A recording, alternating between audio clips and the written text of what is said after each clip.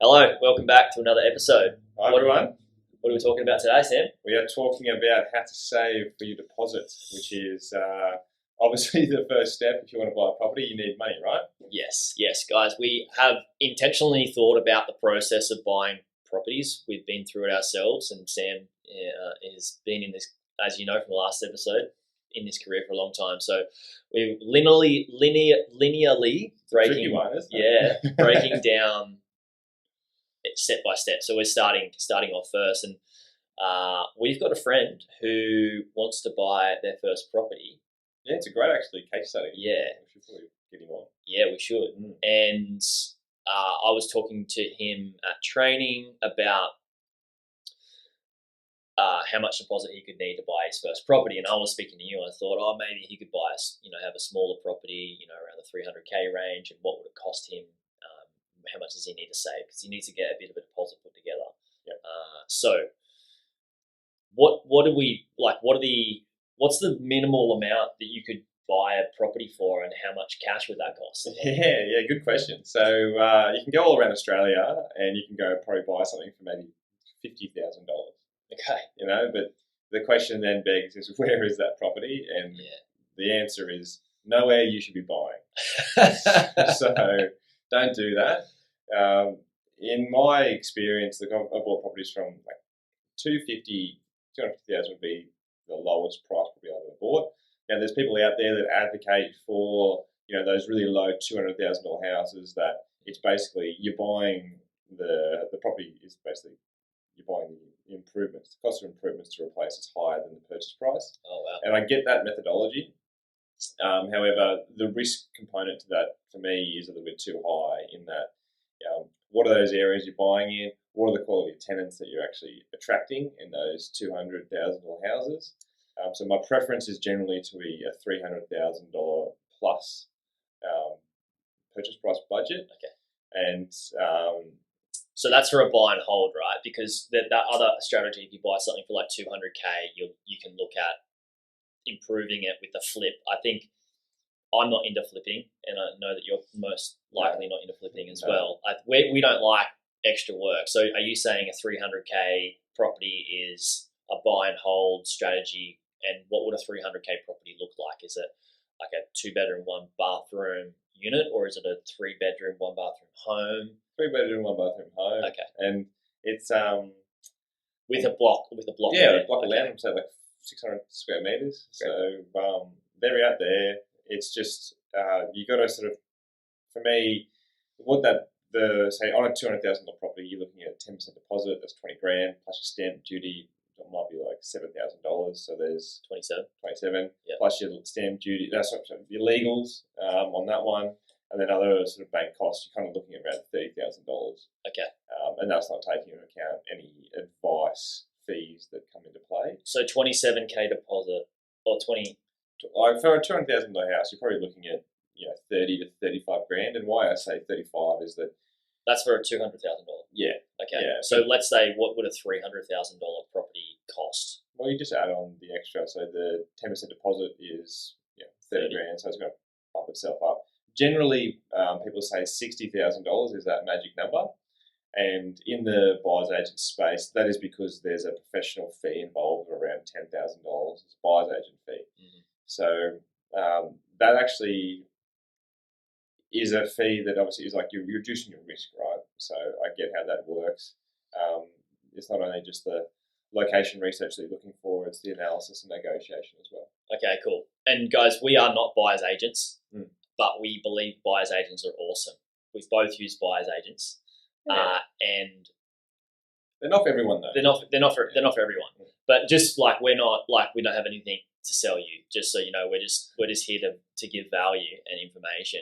And so $30,000 deposit, and then you got another $30,000 in what fee? So that's stamp duty, legals, a bit of a cash buffer, and your 10-ish K for a buyer's agent. Okay. So for me, some people could do it for themselves for $50,000, but we would not personally, not even being buyer's agents, we would not advise that, right? Well, you always want to get take the buyer's agent fee out of it. If you found a property for $300,000, I'd really want to be looking at where you're buying that.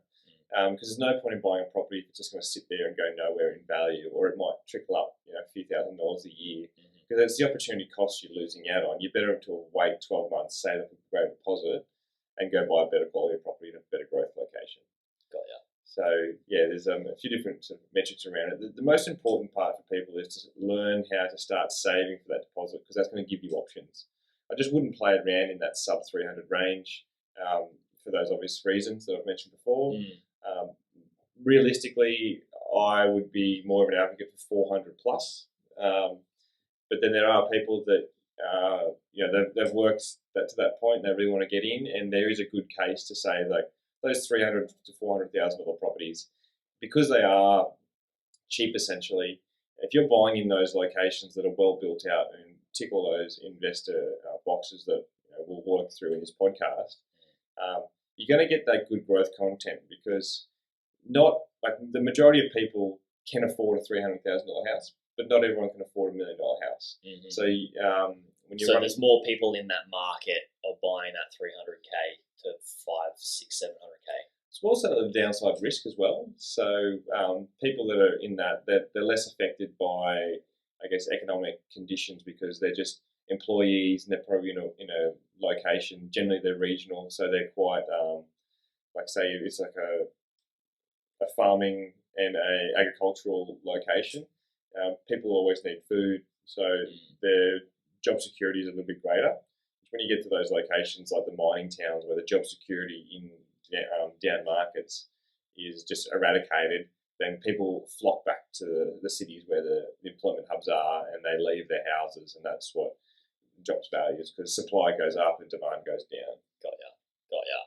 See how much this guy knows. So I want to, like, Sam can go down these routes because he's got so much knowledge in them, and there's so much value in it, which we're going to extract and probably talk about in later parts on who you should have on your property team and where to buy these properties and asset types and stuff like that. But just for people starting out, you said you'd rather people push towards a 400K investment. So let's compare them, because I think maybe there's a pool of people that are best suited to buying something at 300K, and they're the people that are struggling to save up to get to that point and will just want to get in the market and have their money working for them whilst they build towards a 400K purchase. But how much would a 400K purchase cost, like a deposit? Are we talking 400? Are we talking $40,000 for the deposit, and then how much for the stamps? What's 15 grand? Generally 12 and a half. Each state's differently, but say you run conservative, higher end of that stamp duty, you could say $15,000, so that brings you up to 55, plus all your legals, which is generally like around $1,500, plus your building and pest report, there's another 500, and then you have a little buffer there of say $3,000 for other fees that might come through. So take that around to 60, and then 70 for a buyer's agent. Yeah, if you want to jump on top as well. Okay. So 60 to 70. So it's only $10,000 more, really. Yeah, it's just the deposit that changes. Yeah. So that's when you think about it. Well, if you're on this journey, then can you save another $10,000?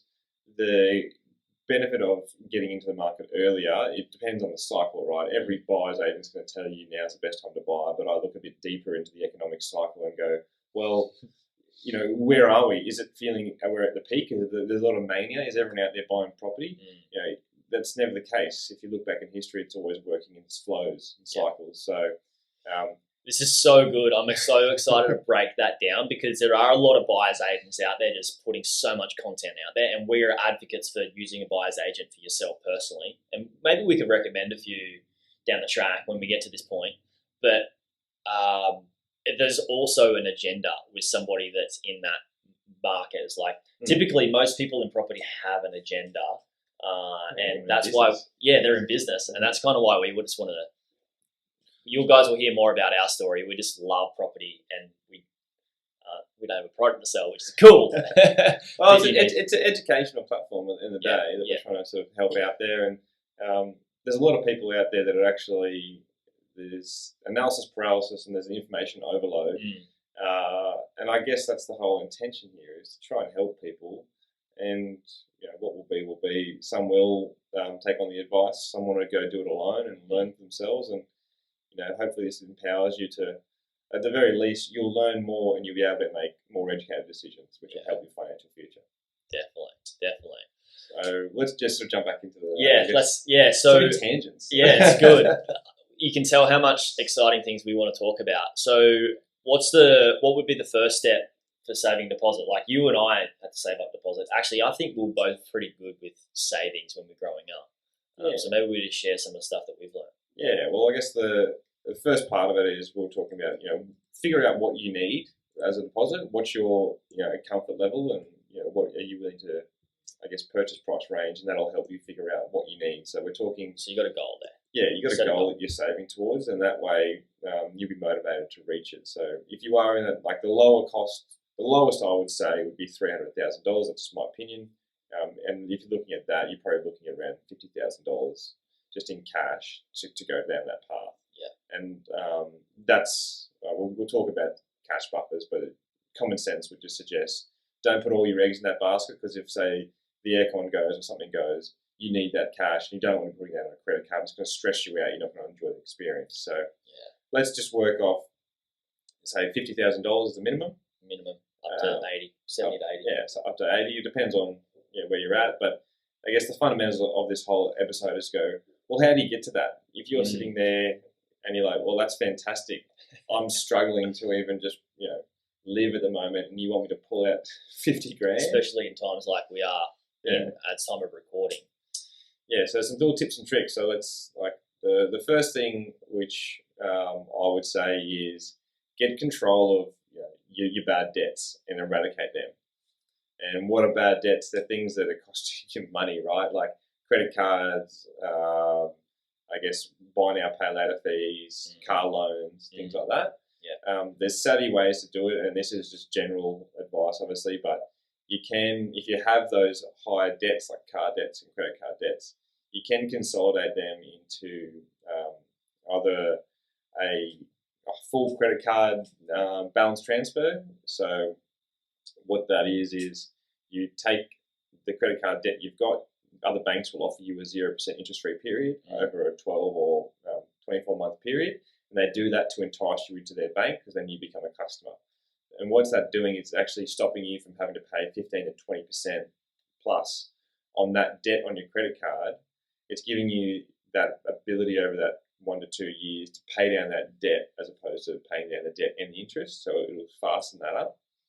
With car loans, look, you can refinance into different products as well. We can even take out sort of maybe lower rate mortgage, so personal loans. But the whole intention is to really reduce that, I guess, that debt liability, because you want to transfer from paying interest to paying down debt, and that's going to help you eradicate that debt as soon as possible.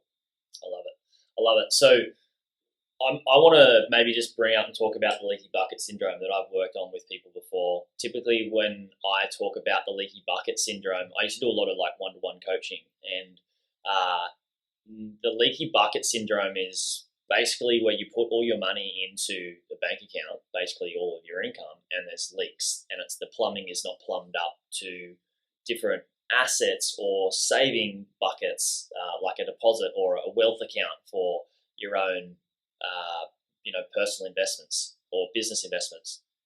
And so what I typically found was I would just go through people's expenses, and I actually teach this still to this day in how to fix your leaky bucket. And it's basically working out actually what all of your expenses are, working out what all your income is, working out what all your expenses are, but just in the process in looking at all of your, listing out all of your expenses, there's so much gold and so much value in that, because you end up realizing you're paying for things that you forgot, or you didn't even know you were paying for. And typically they're the ones that you should decrease or remove. And I'll talk about that shortly. But when you do write out your list of expenses, I believe it's best to not just try and do it all in one sitting. Knock out the 80-20 of it in one sitting, but then think about it throughout your week, and maybe take 1 or 2 weeks to do it, because as you're working and you're thinking, oh, what are these other things I'm paying for? Things will pop up in your head, things that you have actually literally forgotten about. And then after that 2-week period, you should have your big long list. And at that 2-week period, what I tell people to do is to eliminate entertainment expenses or erratically remove them. Yeah. And entertainment expenses are anything like, it could be as small as like Netflix, all the way up to, a lot of people spend a lot of money on alcohol and eating out and going out. Typically, by going through this process when I used to do it one-on-one, I would help people save anywhere from like a couple of grand a year to tens of thousands of dollars a year.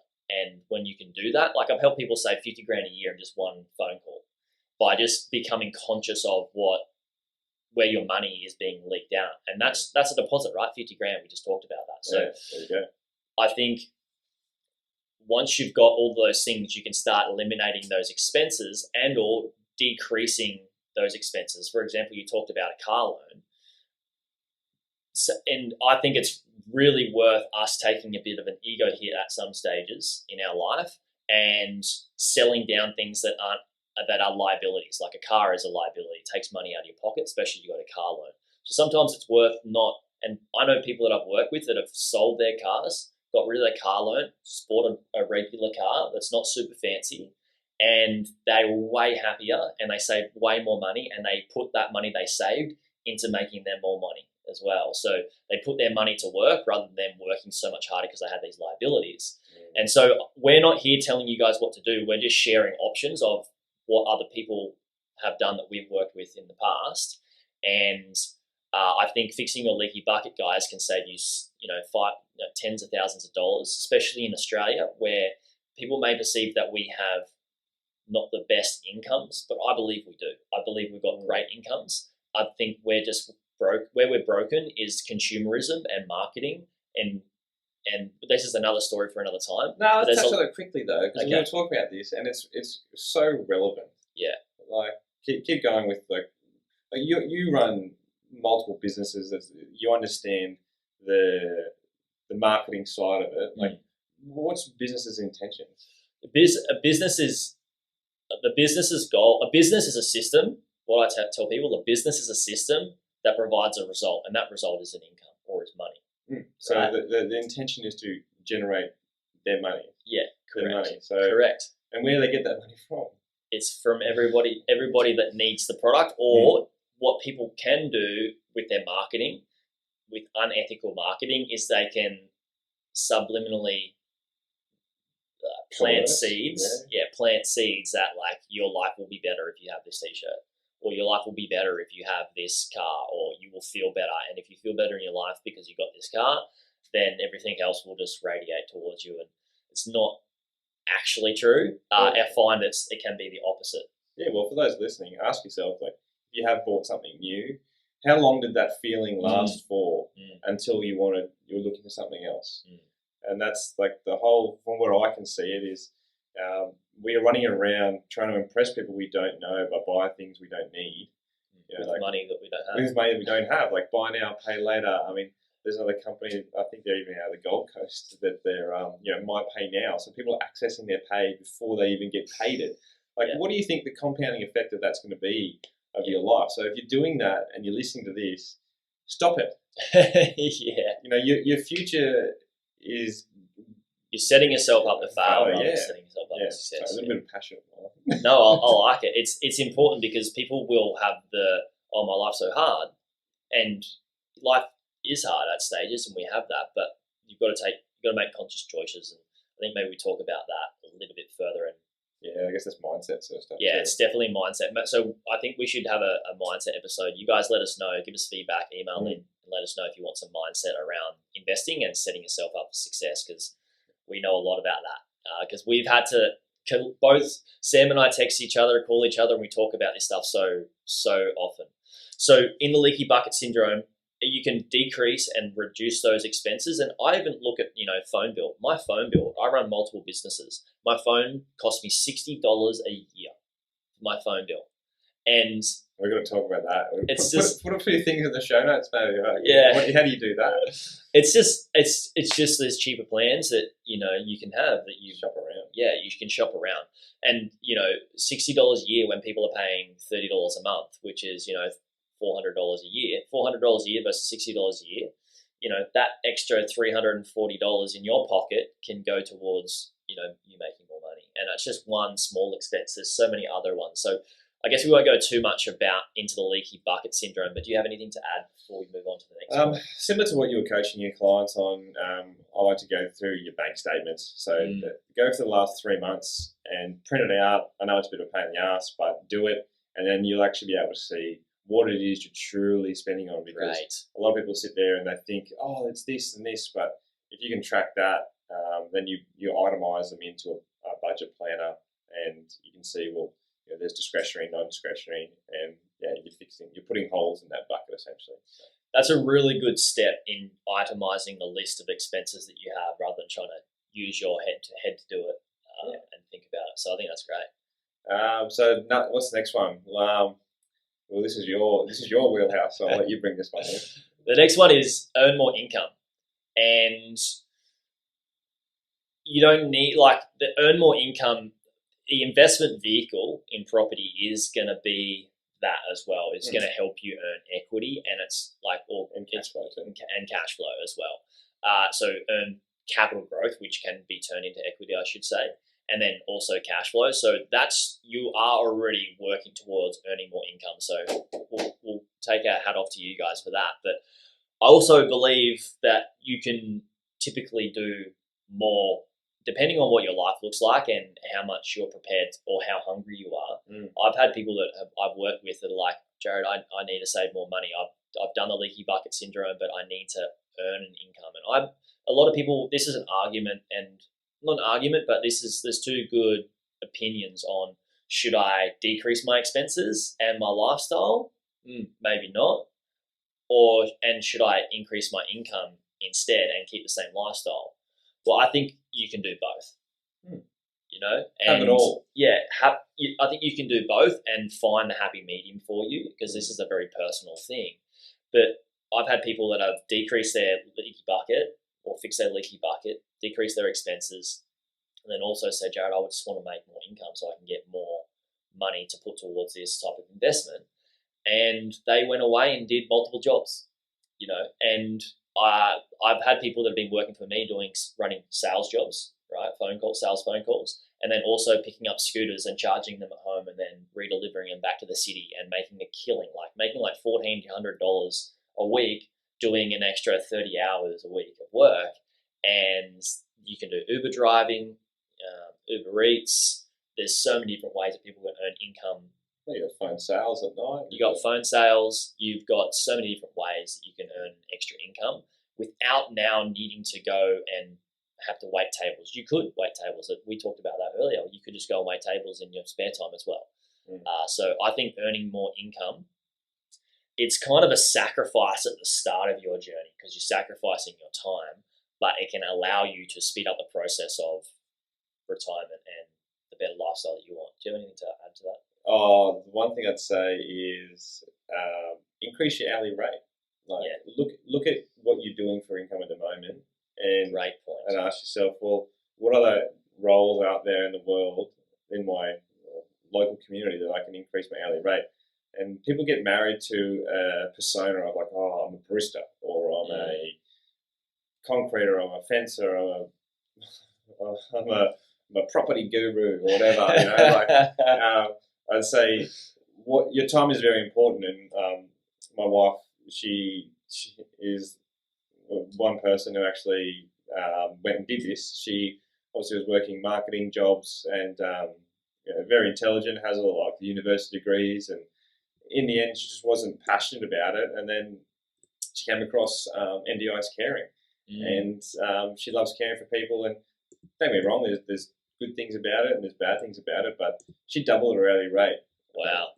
And that's not only because she learnt the system of how to care for people, but also realised that if you're the one that gets those leads, your hourly rate can actually significantly increase. And that's where Jaryd talks about having those little businesses on the side that can generate that income, or just doing those things that might be a little bit outside the box, because most people are trained, and I was that person. Go to university, learn a subject, get a job in that subject, and stay in that for your life. And then stay in your jail cell. And that's just not simply not the case. Like there's people out there, like one of your friends, they're doing a few templates online for people, like virtual assistants. They generally charge between $30 and $60 an hour, and they're just doing. Like, we've got a admin girl that does really simple things, but for the price of $60, it's like, well, my hourly rate, it's costing me money to do that role, so you're outsourcing it. And there's businesses out there, so you just got to put yourself out there and just see what happens. I love that. Increasing hourly rate is something that's so important that you can do without having to change your job as well. Like all your hours or adding. So I've gone and given you the ideology that you could just do more work, more hours, but increasing, if you could do both, increase your hours and increase your hourly rate. That's hockey stick growth. You get towards more money towards your savings deposit, and you can do that in job you already have as well. If you're very good at your job, you can say, hey, like, why, I would like to go up a role. Yeah, ask for promotion, go up a role, or negotiate your contract, or what you've done. Is I've seen Sam do this in his life as well, is he's just upskilled his life and taken different jobs where he's always earning a high hourly rate. And that's, you've done really well. Well, yeah, but it's also you want that challenge too. And it's not just the money when it gets to a certain stage where obviously you save the deposit and everything, but it's what are you learning as well? That's it's not a form of money, but you're moving that knowledge into a source of income at some stage in your future. Yeah. Oh yeah, a bit of a ramble on that one, but hopefully you got some good little nuggets of gold. So the last one we want to touch on is, look, this is not for everyone, obviously, but put your big rocks in the jar first. If you're sitting there, you're like the duck on the water that's kicking frantically and going nowhere, or just think about. There are alternatives, and if you're worried about, I'm prefacing this, if you're worried about what people think of you, they're not your friends. People like you for who you are, not for where you live. And this is what I'm streaking into, which is, if it's important for you to have that financial freedom and to move into your own either principal place residence or start growing your income streams through investment properties, move in with your parents, get a roommate, or move to a cheaper rental somewhere if that's possible. There's multiple ways of reducing that initial income, and that's just my third little tip. And like for me, I stayed at home with my parents for a long time. Obviously, they travelled. I did as well. I stayed at home for ages. Yeah, but we were travelling the world too. We're in and out of home basically. Yeah, but it was so helpful because it allowed us to save money to travel and also invest, because you and I were investing in the stock market early days and currency trading, and we tried so many different things, and it helped a lot because we could save money for travel and for investing, and well, I guess looking at it from that way, I know obviously we say we travel, but we backpacked. Through our 20s, we're not trust fund babies. We're not nothing like that. Like, it's literally we were soaking our beans in Puerto Escondido in Mexico because the surf was really good out the front, And, some people... We lived off like $4 a day or something ridiculous, $5 a day. Yeah, and some people, that's not for everyone, but at the same time, like, you can get so much enjoyment. Like, what do they say? The best things in life are free. And obviously, through our experience, I'm an advocate of that as well. But these are just a few tips and tricks that we wanted to really try and focus in on, because everyone comes to me and they're like, oh, fantastic, I want to buy a property, that's my goal. And I say, well, what do you have in the bank? Because no bank is going to let you buy a property with no money. So that's the first hurdle on everything, is learn how to save.